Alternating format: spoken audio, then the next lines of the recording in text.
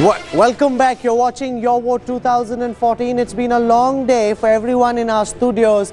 It's been a long day also for the man of the moment, Narendra Modi, but he's still going strong. He's speaking live at this time. Let's just cut across and listen to India's new Prime Minister as he concludes this speech first. जो पिंड है ना, वही तो मुझे 125 करोड़ की सेवा करने की ताकत देने वाला है।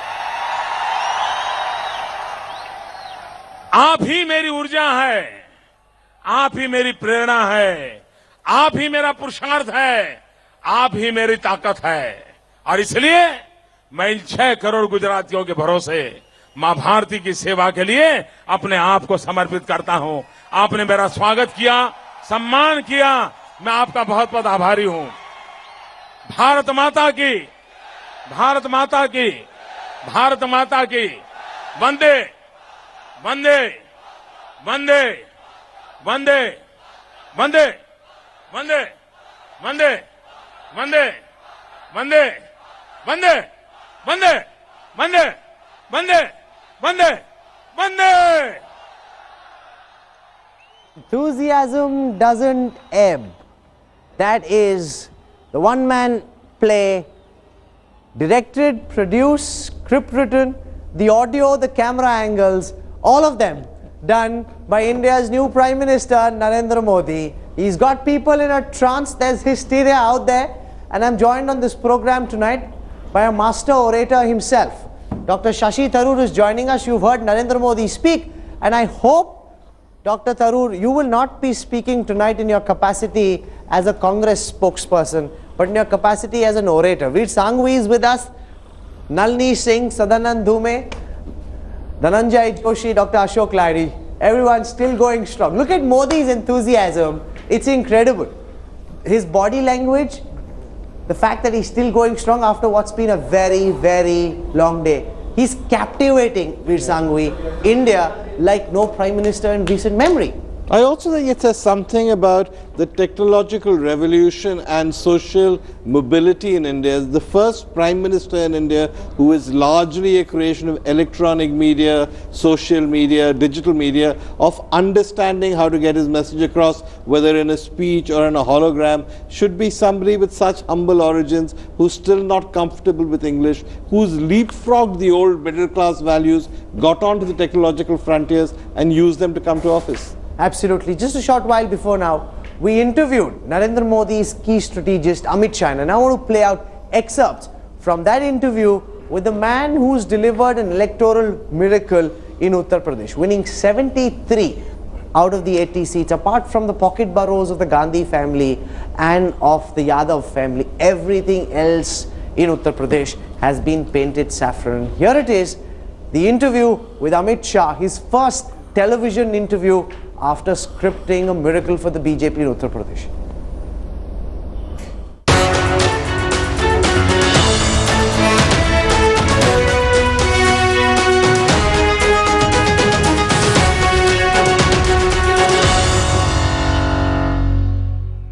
I want to go across live and exclusive to Patna. Joining us from there, the key architect of the BJP success story in Bihar, Sushil Modi, is joining us from Patna this evening. Welcome, sir. Before that, I want to play out for our viewers the final vote tally and seat share in Bihar. Of the 40 seats of Bihar, the BJP along with Ramvilas Paswan's party have picked up 31 seats. That's a massive jump of 19 seats over their tally in 2009. The Congress and Lalu are down to 7. That's a gain of only 1. The Janata Dal United is the biggest loser in Bihar, down 18 seats from last time. Only 2 JDU MPs got through. Sushil Modi ji, it's not quite the same performance that we've seen in Uttar Pradesh, but this is a very, very strong performance. सबसे पहले तो ये बताइए कि उत्तर प्रदेश में जिस extent तक लहर थी, उस एक्सटेंट तक आपके हिसाब से बिहार में लहर क्यों नहीं हो पाई, हालांकि ये भी परफॉर्मेंस बहुत ही सराहनीय है और बहुत ही काबिले तारीफ है। नहीं, देखिए, लहर तो क्या, बिहार में तो सुनामी थी। हम भागलपुर की सीट और बांका की सीट 10-10 हजार वोटों के अंतर से हार गए हैं। तो ये 2 सीटें और हमको मिल सकती थी। और नालंदा की सीट जो नीतीश कुमार का गृह जिला है, जो उनका गढ़ माना जाता है, वहाँ पर बड़ी मुश्किल से वो 8 से 10 हजार वोटों से जीत पाए हैं। तो ये सीट भी हमारे गठबंधन को मिल सकती थी और ये सीट भी हम हार गए करीब 10 हजार वोटों से। तो ये 3 सीटें अगर हमको और मिल जाती तो हम 31 से बढ़कर 34 तक पहुंच सकते थे। तो इसलिए कुल मिलाकर हमारी अपेक्षा थी कि बिहार में हमको 30 सीटें कम से कम जीतेंगे और हम 31 जीते हैं। तो हमें संतोष है कि हम इतना बड़ा मैंडेट बिहार की जनता ने नरेंद्र मोदी के नाम पर हम लोगों को दिया है, तो हम इससे संतुष्ट हैं। लेकिन भागलपुर बांका जो हम हार गए, इसका मुझे थोड़ा दुख है। लोग कहते थे कि चूंकि छोटा मोदी नीतीश कुमार के पक्ष में बहुत बोलता है, इसलिए बड़ा मोदी उसको मौका नहीं देगा। लेकिन बिहार के चुनाव की हकीकत इस बार ये रही कि आपको नरेंद्र मोदी ने पूरा मौका दिया। जैसे अमित शाह ने कैंपेन मैनेज किया यूपी का, हूबहू उसी तरीके से आपने बिहार का कैंपेन मैनेज किया। क्या आपको लगता है कि ये सबूत है इस बात का कि मोदी हर तरह के आदमी के साथ, हर तरह के लीडर के साथ जो पार्टी को फायदा पहुंचा सकता है, काम करने को तैयार है अलग अलग राज्यों में? सर नहीं, देखिए, मैंने तो देखा कि टिकटों के बंटवारे में नरेंद्र मोदी ने कोई हस्तक्षेप नहीं किया और पूरे कैंपेन में पूरी चीज़ों में पॉजिटिव इनपुट देते रहे, जानकारी लेते रहे, लेकिन कभी उन्होंने हस्तक्षेप नहीं किया। और मैंने देखा कि उनमें क्षमता है कि वो सबों को साथ में लेकर चल सकते हैं और उनकी जो मेहनत करने की क्षमता है, उसका मुझे नहीं लगता कि देश की राजनीति में कोई मुकाबला कर सकता है। एक एक दिन में 5-5, 6-6 सभाएं करना, लौट कर गुजरात जाना, 3D की सभाओं को संबोधित करना, फिर रिव्यू मीटिंग करना। तो लगातार पिछले 2-3 महीनों से जिस तरह की उन्होंने मेहनत की है, मुझे नहीं लगता है कि कोई इंसान, सामान्य इंसान कोई इतनी मेहनत कर सकता है और इस प्रकार का काम कर सकता है। आपको लगता उनके है पास कि विजन है, आइडियाज हैं। जी, आपको लगता है कि आज के मैंडेट से, जी पहले आप खत्म कीजिए। मैं कह रहा कि उनके भाषणों में नयापन दिखाई पड़ता था। हर जगह के भाषण में नई बात, नई चीज, और उनके पास जो भी तंत्र उन्होंने विकसित किया होगा, उनके पास फीडबैक इतना बढ़िया था, जानकारियां इतनी ज्यादा थी उनके पास। और दूसरा है कि जिसको कहते हैं ही वाज ओमनी प्रेजेंट, यानी जिधर देखो उधर नरेंद्र मोदी।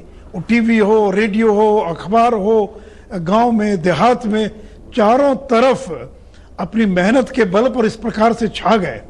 और देखिए, बिहार में एक और खास बात हुई है कि बिहार के करीब 10 लाख लोग कमाने के लिए गुजरात गए हुए हैं, और ये जो लोग गए हैं, कोई ऐसी पंचायत नहीं है जहाँ के 5-10 लोग गुजरात नहीं गए हैं। और ये लोग जब लौट कर आते छुट्टियों के अंदर, पर्व त्योहार में, तो गुजरात के बारे में बताते हैं लोगों को, नरेंद्र मोदी के बारे में बताते हैं, और इसका एक बड़ा व्यापक प्रभाव बिहार के सुदूर ग्रामीण इलाकों के अंदर और हम लोग को देखने को मिला। सुशील मोदी जी, ये बताइए कि आज के नतीजे के बाद क्या आपको लगता है कि कुछ ही हफ्ते की बात है कि नीतीश कुमार की सरकार इस प्रेशर के दबे गिर जाएगी और नया चुनाव होगा बिहार में? देखिए, मैं चुनाव के बारे में तो कुछ नहीं कर सकता हूं, लेकिन अब नीतीश कुमार को नैतिक अधिकार नहीं है बिहार के मुख्यमंत्री के पद पर बने रहने का।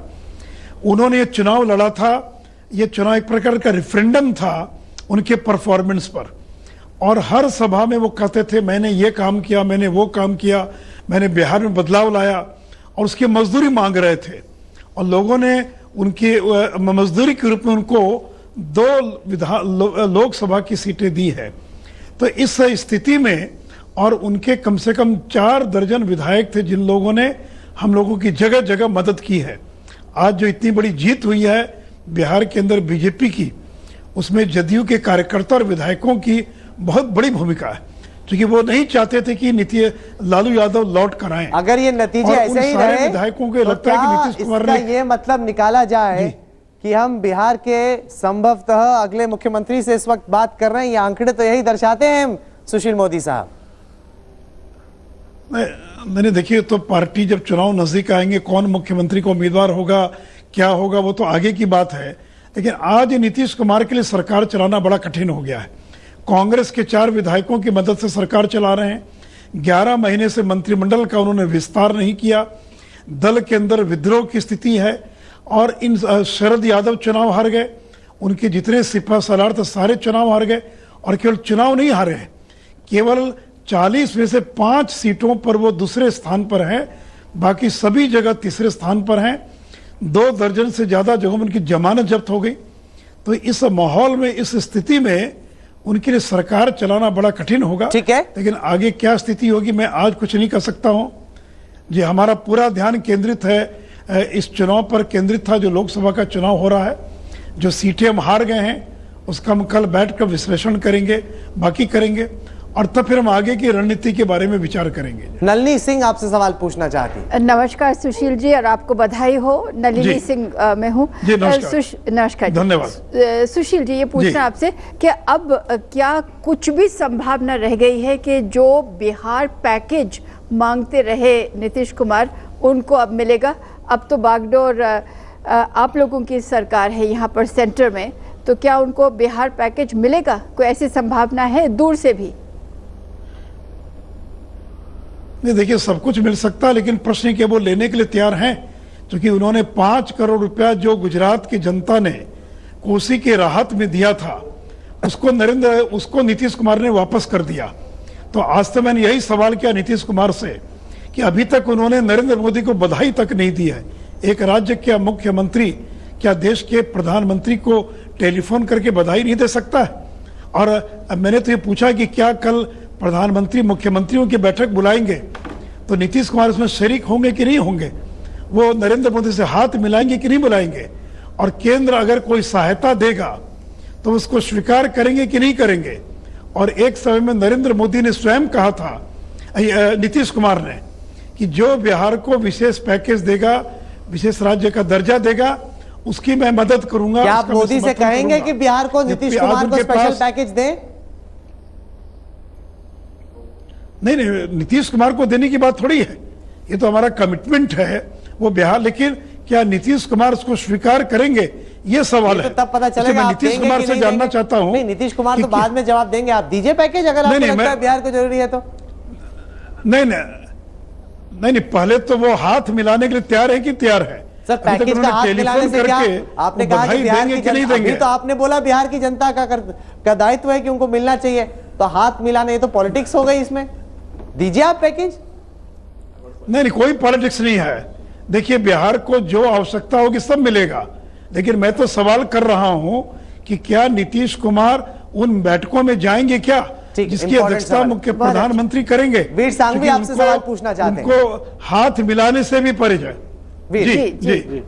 Sushil ji, maaf karna, I'm going to ask you my question in English. जी, पूछा जाए। Please feel free to reply in any language you want. You know as well as I do that many people in your party, many of the younger people particularly, have been asking you to break this alliance with Nitish for the last 5 years, 6 years. Ultimately, when the alliance was broken, it wasn't you people who broke it, it was Nitish who broke it. Do you think now, in retrospect, that you wasted too much time staying in partnership with Nitish? No, see, BJP was BJP never wanted this alliance should break in Bihar. BJP was in favor of this alliance because it was working well in Bihar, and we were able to deliver many things in Bihar. And because of the good functioning of this alliance, in the last assembly elections, we got 3/4 of majority in Bihar. But it was Nitish Kumar who forced split in Bihar, and because of that he has to pay in these elections. Because people of Bihar, they never wanted this break of alliance in Bihar. They wanted this BJP-JDU alliance to continue, as well as they wanted Narendra Modi as a prime minister candidate. So they didn't find any contradiction between this BJP-JDU alliance in Bihar and Narendra Modi as the prime minister candidate. Okay. And because Nitish Kumar forced a split in Bihar, people were angry with Nitish Kumar, and he has to pay a price for that in Bihar.